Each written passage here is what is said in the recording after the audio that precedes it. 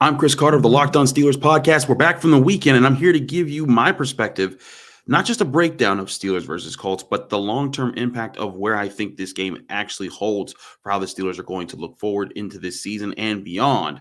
All that here on the Monday episode of the Locked On Steelers podcast. Again, I'm your host, Chris Carter. Let's get into it. You are Locked On Steelers, your daily Pittsburgh Steelers podcast, part of the Locked On Podcast Network. Your team every day.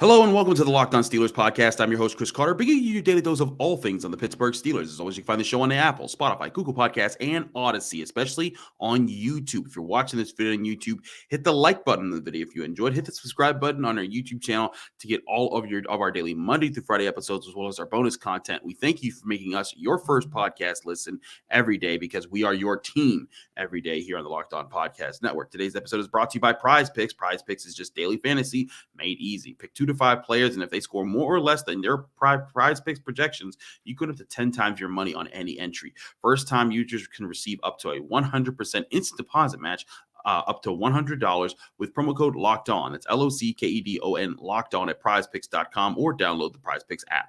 As I said, we welcome you back from the weekend. We hope you had a great Thanksgiving and great everything to your day.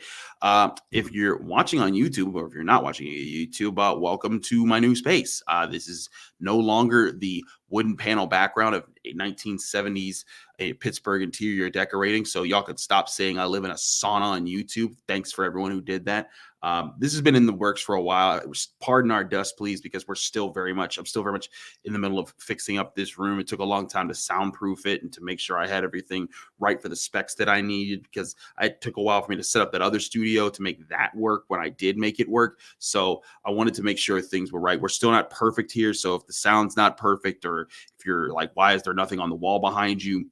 Deal with it. I'm dealing with it. It's going to be fixed when I fix it, but we get in there. Point is, we get to talk some Steelers football now. Now, going into this game, Steelers Colts, we're not trying to, I'm not trying to paint some illusion that the Steelers are on some playoff path right now. They're not. Their chances to go to the playoffs, I thought they hinged a lot on beating the Bengals last week. Had they done that, I think they could have set themselves up for a chance to have a really good run and give themselves the space to have 2 losses in their final 6 games.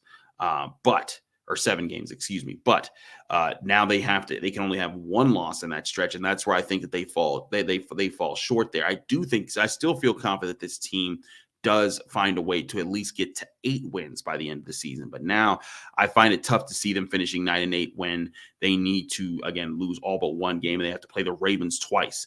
And they get the Browns. We'll see what they look like with Deshaun Watson. But all that aside, I think this game has bigger significance because it's a point in the season where I think that we've seen Mike Tomlin's Steelers go through several times and come out on top. And I'm not saying that, I'm not talking about playoff games. I'm not talking about, the final game of the season all the time. I'm talking about there's always been like a turning point in the season where if the Steelers lost that game, the entire season would be lost. When was the last time you were a Steelers fan and you went into week 17 or 18 now? Because, we extended the season by a year here in the NFL. But when was the last time that you went into the last week of the NFL season with zero hope the Steelers could make the playoffs, knowing that this was the last game, that's it, no crazy scenario can happen to get the Steelers into the playoffs? It's been a while. I believe it's actually been since 2006 since that happened, and that was Bill Cowher's last year. It might have happened in 2013, but I think that there was technically still in 2012 and 2013, there were still technically ways the Steelers could have made it into the playoffs. Heck, there were ways in 2019. But this is a chance for the Steelers to kind of get their season at least back into a perspective of, hey, they can still be a competitive team when things are working out. And at 3-7, you're facing a very beatable Indianapolis Colts team. But you look back over the years, and I started looking back over the seasons during this Thanksgiving Day weekend, and I started looking back and thinking, like, man, how many times have they been in this situation where it's like, hey, either you win this game or the season falls apart and then you start to have nothing to play for? And Mike Tomlin's Steelers have never had nothing to play for. And that's kind of crazy to think about when you think about the NFL with teams like the Saints, the Chiefs, and a lot of the teams out there that have been in that situation and kind of just had to trudge through the end of a season. And granted, like I said, the Steelers aren't exactly some playoff contender right now, but they are a team that does have a path to find a way to still get a winning record. Slim path, but a path nonetheless. You look back even to last year after they lost to the Vikings. They were 6-1. A lot of people, there was a very slim path to the playoffs. They were facing the Titans after that. The Titans, the Chiefs, the Browns, who were thought to be the up and comers. A lot of people predicted them to be Super Bowl contenders going into that season, and then they finished they finished on the road against the Ravens, and they went 3-1 during that stretch, with their one loss being to the Chiefs. But in those games, they were able to find wins. You go back to 2019 when they were 5-5 after losing to the Cleveland Browns on Thursday Night Football when Myles Garrett attacked Mason Rudolph with a helmet. A lot of people thought, man, they're about to play the Bengals. They got to play the Browns again. Then they got to play the Cardinals with Kyler Murray. Then they got the Bills, the Jets, and the Ravens. There's no way that they'll be able to. This is the year that Mike Tomlin has a losing season. Well, they beat the Bengals, Browns, and Cardinals, get to 8-5. Granted, they lost the last three, but they gave themselves something to play for when it was looking like this could be the sinking ship of Mike Tomlin's first losing season. And again, I still think that they actually do have a losing season this year at this point, because again, I thought they would have beaten the Bengals. They lost by 7 in that game. But I do think that this is a time for that. But again, you look back to all the other years where they've kind of stood up and prevented that from happening. There was in 2018, even when they had Ben Roethlisberger, and I think this was the last year we kind of saw Ben Roethlisberger, have an arm that was comparable to what he was in his prime. But they lost 3 straight in November, 3 straight from November to early December, and they fell to 7-5 after a 7-2 start. And people were wondering, now you got Tom Brady coming to town, and then you got to play Drew Brees. How are you going to get out of that? Well, they beat Tom Brady in their own house, and that kind of reset things for a little bit. Granted, they did make the playoffs that year, but they did finish 9-6-1. You go back to 2016, and we talked about Arthur Moats about this on this very show. They lost 4 in a row mid-season. They were 4-5. Everyone was thinking that this was the end. This was the falling off of the Steelers, and they reeled off 7 straight to get to the playoffs, and 2 more in the playoffs to get to the AFC Championship. 2014, they lost to the Saints 32-35. They were 7-5 with a very slim path to the playoffs. They win out, winning the division and in impressive fashion. Then also 2013, you look at they lose to the Ravens and the Dolphins late in the year, and they're 5-8. They have to win all 3 games to get to a 500 record, and they did that. For whatever it is about Mike Tomlin's teams, they've found a way to bounce back in these types of moments. And this is absolutely this moment. Like this isn't if they lose this game, fire everybody game, but this is if they lose this game, they're going to be in the place of there's basically they'd have to win out at that point to manage a winning record this season. But I really think this is the time when it's like, okay, what's at stake. Who's in front of you, what you have to do. And this isn't, you're not up against the Kansas City Chiefs. You're not up against the Buffalo Bills. You're not up against the Eagles right now, who are, just like those 2 teams, they're the top teams in the NFL. You have a chance to beat a beatable opponent, to get back on track. You got back-to-back away games. And if you win those games, you kind of reset yourself, give yourself a chance in this second half of the season.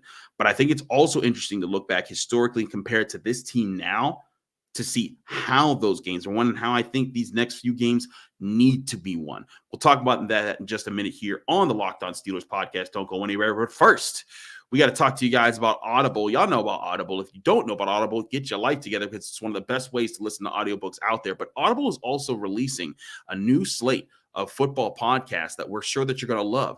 That's why you'll be able to find Block Forever available as a bonus episode on Locked On NFL right now. So go to the Locked On NFL channel. If you haven't yet, on anywhere that you find Locked On Steelers, you'll find Locked On NFL. But you can also listen to Block Forever as a bonus episode right now. Block Forever is a brand new podcast from former NFL All-Pro Ryan Khalil and Audible. Khalil takes the conversation about football to the next level. He gives football fans an insider's look at the game through the eyes of the greatest players and personalities of all time.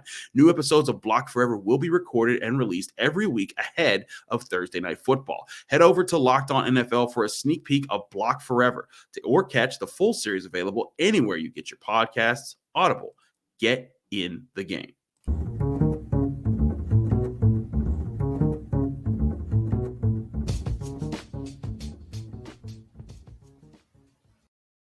Back here on the Locked On Steelers podcast, I'm your host, Chris Carter. We're continuing to talk Steelers, Colts, but also, again, the importance of this game.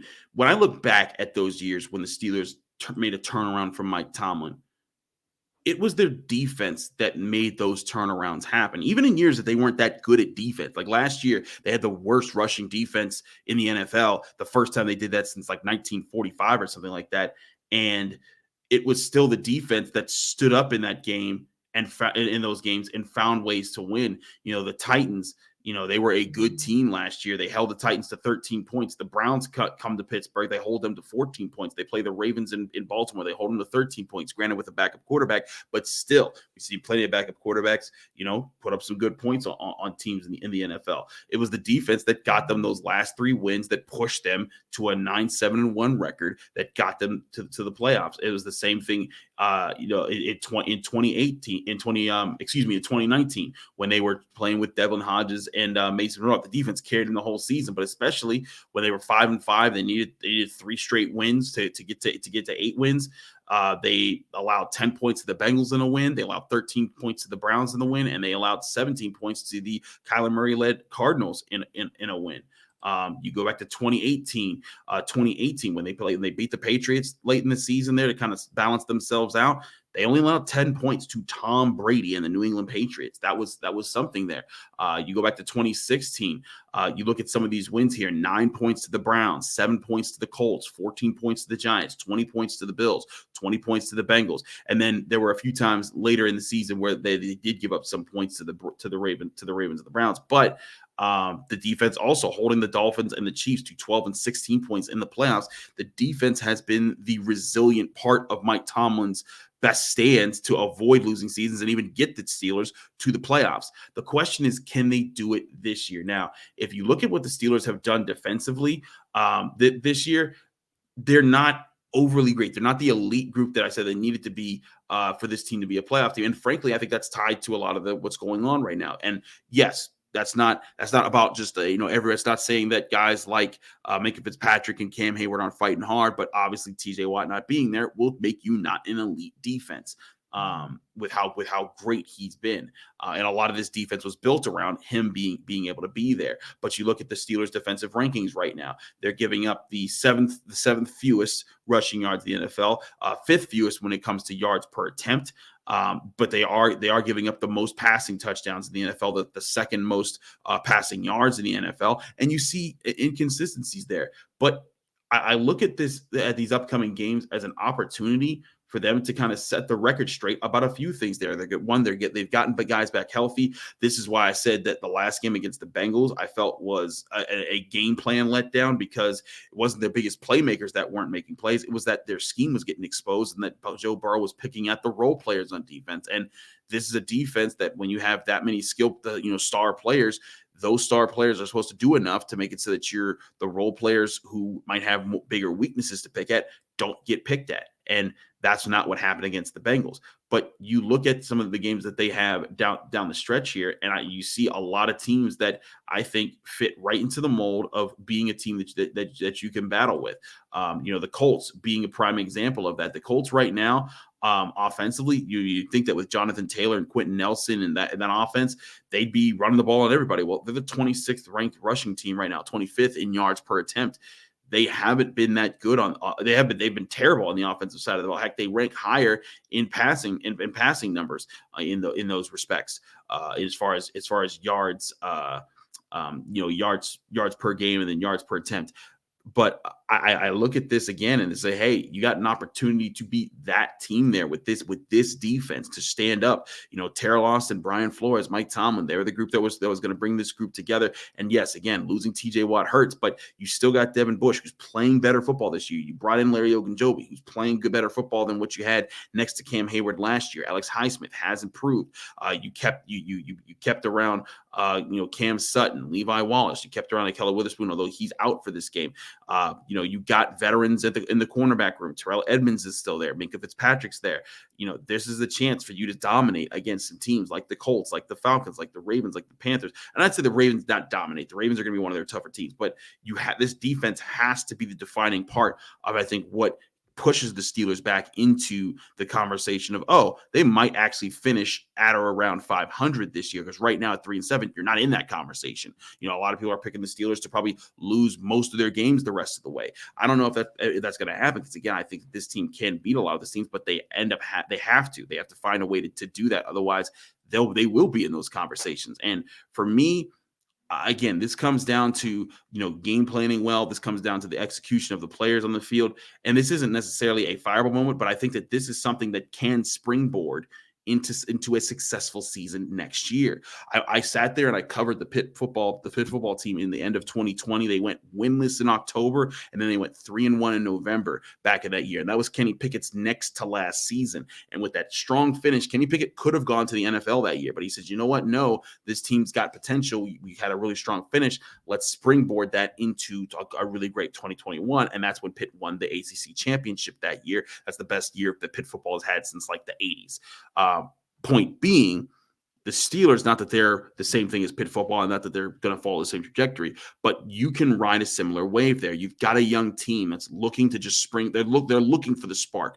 They're looking to feed off of positive energy, whether it's Kenny Pickett, Najee Harris, Pat Freiermuth, even guys who are still in their mid-20s like Minkah Fitzpatrick. I think that there's plenty of guys who they want to feed off this positive energy. They want to be part of this, start the next generation of Steelers that have a strong record year to year and are always competitive and always in the hunt to win the AFC North and always in the the playoff conversations. But to get there, they need a spark. And it might be that this is the spark that kind of sets up the, they maybe they can be competitive because they finished 8-9 this year. And, 8 of those wins were, 5 of those 8 wins came in the last, month and a half of the season or so. But if they're going to get there, it starts with beating a team like the Colts that hasn't been consistent. You got Matt Ryan at quarterback. You got a new head coach in Jeff Saturday. You got a rushing offense that hasn't figured itself out. You do have a better defense there than most teams in the NFL.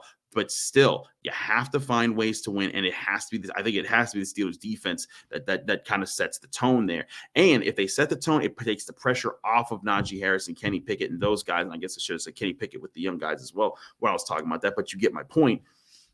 These are young guys that are looking to feed off of that energy, and that's how you set up a good path for them to ride into next season, is by starting again with winning this game and these games down the stretch here. Because if you hit a stride there, it gives yourself confidence, and it allows these guys to believe in what you're doing here. And I think that's part of Mike Tomlin's mystique. And I know there's a lot of people out there that think, oh, well, he hasn't won a playoff game in the last 5 years or whatever, so he can't, he doesn't deserve any credit. Well, part of getting your team, getting your team playoff wins is getting them to the playoffs in the first place. And he's done that a lot in his career, because in these types of moments, they've not folded. And this is why that's why I tell people all the time. And I was just chatting with my friend Dave Damashek about this when we catch up with each other on occasion. And the importance of not tanking is actually huge, because you want guys who in these moments know what it's like to stand up and be the people that hold the line and stop your team and your season from falling completely apart. And listen, the Steelers season has fallen apart, and there's no one saying that it's fallen. No one says that this is where they want to be, but they still have the chance to turn things around. And this is, I think, is the point where if they make this stand here, they take that forward, and that's what allows them to say, hey, you know what? Next year, that you're paying more in free agency. You're finding ways to build around guys. You're using those top draft picks that you got, including the Bears draft pick, which continues to get better and better every single week that they lose. I'm really curious to see how high that pick can get this year. But point being, you'll have a chance with a lot of other young guys and a lot of new faces next year when you try to pay to kind of refix the roster a little bit. Make sure that you shore up some of the weaknesses that have been there this year.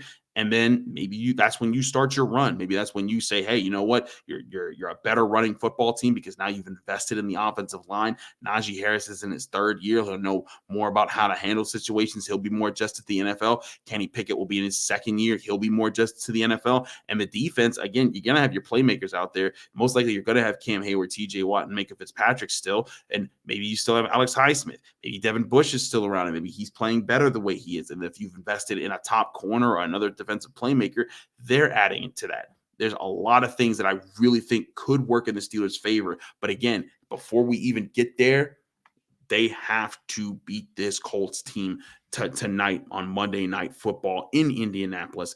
If they don't, I think it sets a terrible tone for the rest of the season, and that you might see the first time that the Steelers look disinterested in trying to finish the season under Mike Tomlin. We'll talk about specifically what goes into that matchup in just a minute here on the Locked On Steelers podcast, so don't go anywhere.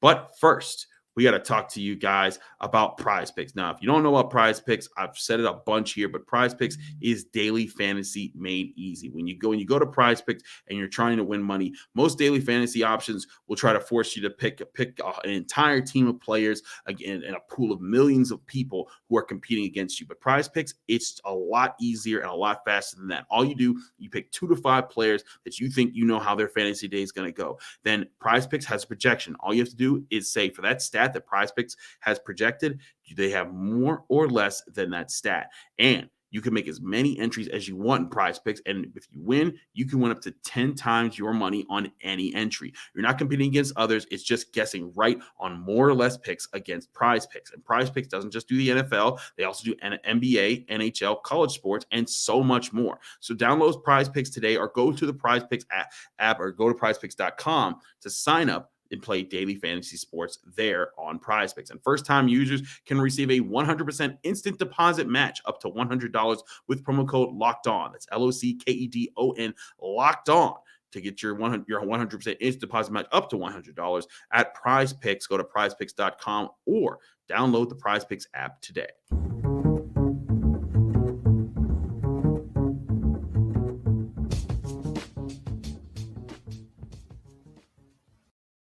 Back here on the Locked On Steelers podcast, I'm your host, Chris Carter. We're wrapping up the show today talking Steelers Colts specifically. I talked about the significance of what I think needs to happen in this game, or what I think it needs to happen for the Steelers to kind of carry themselves moving forward, and the longevity, the importance of the longevity, and how it connects to not only how the Steelers could move forward after this season, toward the end of the season, but also after the season, and how they've moved forward with previous seasons. But also, you look at this game against the Colts, and I think that this is a prime opportunity for the defense to set a tone. This is not a good offense. You don't have a phenom quarterback like Patrick Mahomes or Josh Allen that you're going up against. You don't have a young prodigy that's building in an offense like Joe Burrow or Jalen Hurts or one of those guys in the NFL. You have a group that's very much the Colts. They've been beaten up and they've been trying to figure things out themselves. They've had some good moments. They've had some inspiring moments under Jeff Saturday, but this needs to be a moment where the defense dominates. Don't let Jonathan Taylor get going. Don't let Matt Ryan, connect on big plays to Alec Pierce or Michael Pittman. Get after this team. This is also a team that's missing Shaq Leonard on defense. And granted, that defense is still ranked as one of the better defenses in the NFL. But I think on both sides of the ball, one, stop the run. Don't let Jonathan Taylor beat you. Force those third and longs. When you force those third and longs, that pass rush got to get home. There's got to be a game where Alex Highsmith, TJ Watt, Larry Ogunjobi, Cam Heyward, those 4, they are getting after it. Matt Ryan isn't breathing, and you're wrecking havoc in the backfield. You do that, and you put yourself in a very strong position to be able to win this game. And I think, again, on offense, you're going back, you're saying, hey, don't turn the ball over. Kenny Pickett, I think he started to understand that recipe of how to avoid the turnovers while still making enough plays to kind of keep drives alive. He's been doing better at that. Still not where you want him to be ultimately, of course, but he's getting better at that. Again, two straight games with no interceptions. This is a game where I think if the Steelers find a way to run the ball, it sets a really good tone for the rest of the season. The Colts are one of the better run defenses in the NFL right now, but they're not really one of the best. The Steelers currently rank 7th in run defense right now when it comes to the NFL. The Colts, they rank 12th in yards right now, but they also rank second in yards per attempt. So this is going to be, if Najee Harris finds a way to get going against these guys, it sets them up for a good chance to go on a run against teams like the Falcons, like the Ravens, like the Panthers, like the Raiders, like the Browns. I think that there's something there to that. So on one side of the ball, I think this needs to be a game where TJ Watt finds a way to take over. It doesn't have to necessarily be TJ Watt, but if he is allowing others to kind of take over the game, if he's, like how Alex Highsmith in the first game had 3 sacks or whatever, this needs to be a game like that where the Steelers defense rises up and shows it's the dominant form of defense that was expected to be part of this year when everyone thought when the defense was thought to be a fully healthy unit for the entire season. Again, it comes down to stopping Jonathan Taylor. We had Zach Smith of Locked On Colts on here on the Crossover Thursday episode for Thanksgiving, and he talked about how the offensive line hasn't been working for the Colts. I think this is a game where you have to thrive off that dysfunction. Beat them at their weaknesses that they've shown on tape. Find ways to exploit that. Get after them. Be physical. Be at the point of attack and be detailed in your work. They do those things. I think that they dominate the trenches and they find a way to kind of disrupt what the things that the Colts like to do when they have one. But offensively, I think it's a similar thing. Don't let the defensive front get in the backfield as much. Let Najee Harris start running downhill. Let him wear guys down, and then that sets up Kenny Pickett again with easier reads in how to attack the field, because then the Colts are going to have to sell up to stop the run at times. And here's the thing about the Colts defense right now is that they're 12th against the run, but they're also 6th against the pass right now when it comes to yards allowed. So if I'm the Steelers, I'm finding ways to make Kenny Pickett's day easier. I'm not trying to test too much with this Colts defense as far as being too risky too early, unless the running game isn't going, and then you got to switch things up. But I truly think a simpler game plan of run the ball, run play action, have 2-3 options out there for Kenny Pickett is a nice way to ease him into this game, let him make the right decisions, and let him feel out how he's going to be able to help the Steelers here. But again, this game needs to be on the defense. If the defense is giving up 30 points in this game, unless it's like, those are all coming from special teams and offensive, turnovers, galore, that'll be a serious whoa moment where it's like, where is this defense going? Why can't it fix itself right now? But this is a game where I think the Steelers, they have to find a way to stand up. As I said before on the Friday episode with Jenna Harner, which you can go back and listen to, where we broke down all of the games for Week 12, I think this is a game that they figure out and they find a win. My final score prediction is 24-10. Now that I've had time to kind of go back over and things, I think the Steelers offense does find a way to get points on the board. I think the Steelers defense sets a really good tone. I think that they're able to get after it, and it won't be a saving grace game that everyone's like, oh, the Steelers are back, but it'll be a game where we say, like, you know what? This was the game. This was the defense that was expected to be there this year. And, if they can play that way, I think it puts them in a really good spot. And I think that it gives the Steelers a chance to say, hey, there is something here. There is something to build upon, because, again, you're trying to find the foundation, not just the players themselves, but a foundation of an identity that you can carry forward. There was hopes for the Steelers to find that identity this year. The defense, we knew what they would be, but when they lost TJ Watt, we were like, we don't know what that'll be. But there was a hope the Steelers offense would find an identity. Maybe they have in running the football when it comes, maybe because we've seen how they've run the ball in back-to-back weeks. They do it again this week. I think it's a good chance that this is the kind of the tone that they set for themselves moving forward. But again, starts Monday Night Football. Tune in to Monday Night Football. And if you're local in the Pittsburgh area, that will be on Channel 11 WPXI, where Jenna Harner works, and I do a lot of work as well. Thanks again for tuning into the Locked On Steelers podcast. We'll be breaking down everything about the Monday Night Football game right here on the Locked On Steelers podcast right after the game. Don't go anywhere. Don't do anything crazy. Just win or lose, we will have a show for you right here on this show, breaking things down, win or lose, what happened with the Pittsburgh Steelers and their path forward afterwards. Again, I'm Chris Carter of the Locked On Steelers podcast. Thanks so much for checking in on our show. We're on Apple, Spotify, Google Podcasts, Odyssey, and YouTube. Rate the show 5 stars on Apple Podcasts. If you want to help us out, give us a positive comment with that 5-star review, and you get a shout out at the end of the show. Thanks again, everybody. Have a happy Monday, and we'll see you after Steelers versus Colts on Monday Night Football.